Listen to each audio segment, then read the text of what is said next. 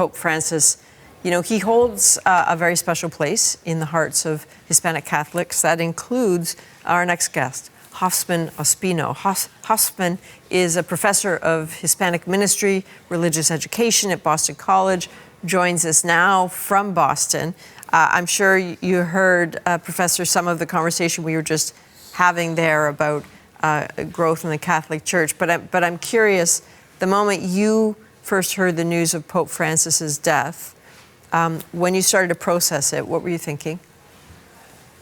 Well, certainly there is a sense of loss, especially since this is the first Pope ever from the Americas, first Latin American Pope. So there is something historical that has occurred with his election, with his life, and at the same time there is the sense of loss of that first being gone. What did it mean for many Latin American communities to have him leading the church? I mean, we know the optics of it. We know the gratitude on that day in 2013. We saw him return, I believe, to Brazil, and forgive me if I've got that wrong, very early on.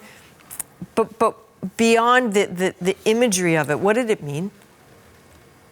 Well, definitely, we need to keep in mind that about 40% of all Catholics in the entire world live in Latin America.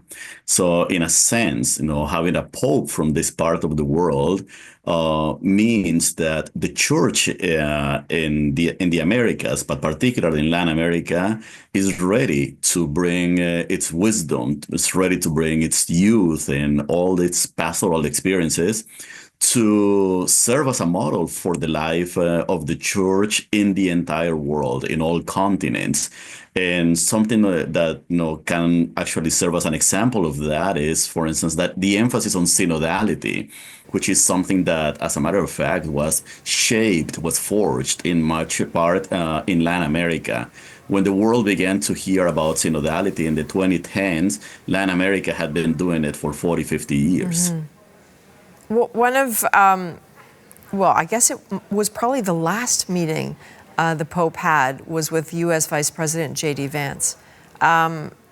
We understand that the Pope certainly had rebuked the Trump administration's, mass deportations of migrants, saying it strips them of their inherent dignity. When you heard those words from the Pope, what'd you think? Well, Pope Francis has been superbly consistent, from the time he was elected until the very last day of his life, about the importance of recognizing the dignity and the humanity of migrants, refugees, the poor, and anybody who is vulnerable. So definitely he stood up, to the powers to be in many ways, not only to the United States, but also to the many countries throughout the world, in Europe, especially the wealthier nations that have a negative attitude towards migrants and sometimes use them as political footballs.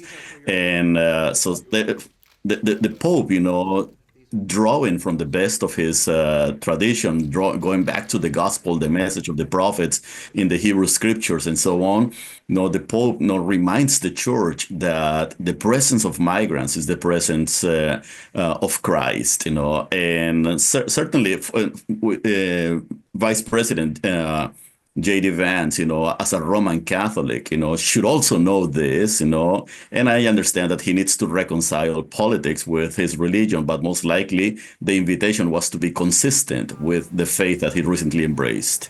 Was it important to have Francis leading the Catholic Church at a moment that is so polarizing in the U.S.? Well, who would have known that we had this roller coaster in the last decade or so?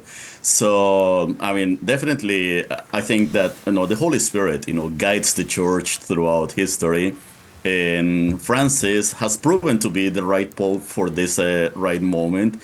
He has inspired people to be Catholics, in particular, but many others, to be attentive to questions of related to the created order, to the environment, questions about inclusivity, questions about the poor.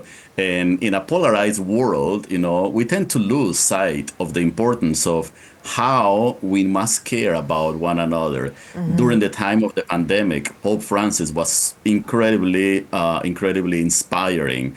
And I think that no one could have done it as well as he did, when he stood up in the middle of St. Peter's Square alone, sharing with the world the pain of being in the midst of that pandemic. In order for the work to continue in Latin America, because it's not over, right? It's particularly when it comes to Latin American representation in the church. What's your sense of what needs to happen? Well, I think that Latin America will continue to have a leading voice, a relevant voice, given the growing number of leaders and the maturity of Catholicism that has emerged both pastorally but also intellectually. So there's great theology coming up from Latin America that will continue to be shared. But at the same time, we have to keep in mind that Latin America is also experiencing the effects of secularization. So a growing number of people who are not going to church anymore, who do not self-identify as Roman Catholic any longer. So there's going to be a lot of work that needs to be done retaining, this population. And as your previous speaker was, your previous guest was saying, eyes need to be placed also in the fast growth of Catholicism in Africa and in Asia.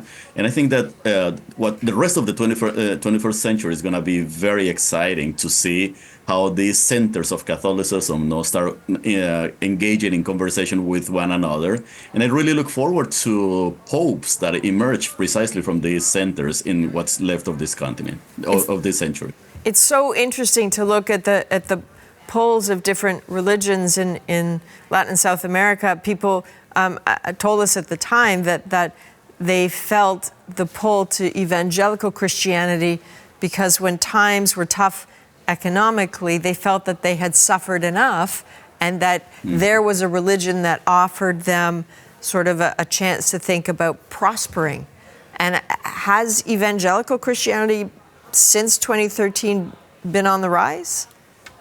There? It continues to be, absolutely. It continues to be on the rise, not only in Latin America, but also in Africa and in Asia. Here in the United States as well, it's making huge inroads among Latinos, among Asians, immigrants and US born. So I think that, the fact that we have this growth, it means something to me. I mean, of course, as Roman Catholics would say, we are losing ground as a church, as an institution, and that might be the case. But the way I tend to see it is there's a return of religion. So people, these religion sensibilities are increasing once again. A lot of people, declared, church is gone or dead, a long time ago. And here we are, evangelicalism and Christianity growing by leaps and bounds. But the same thing is happening with Islam in other parts of the world. So there is something happening in terms of religion that we need to be attentive. And whoever gets to be the next leader elected as Pope, should be someone who is attentive to that, growth of religion and how religion influences politics and influences life. The danger is when religion is manipulated, in order to advance political causes or ideological causes.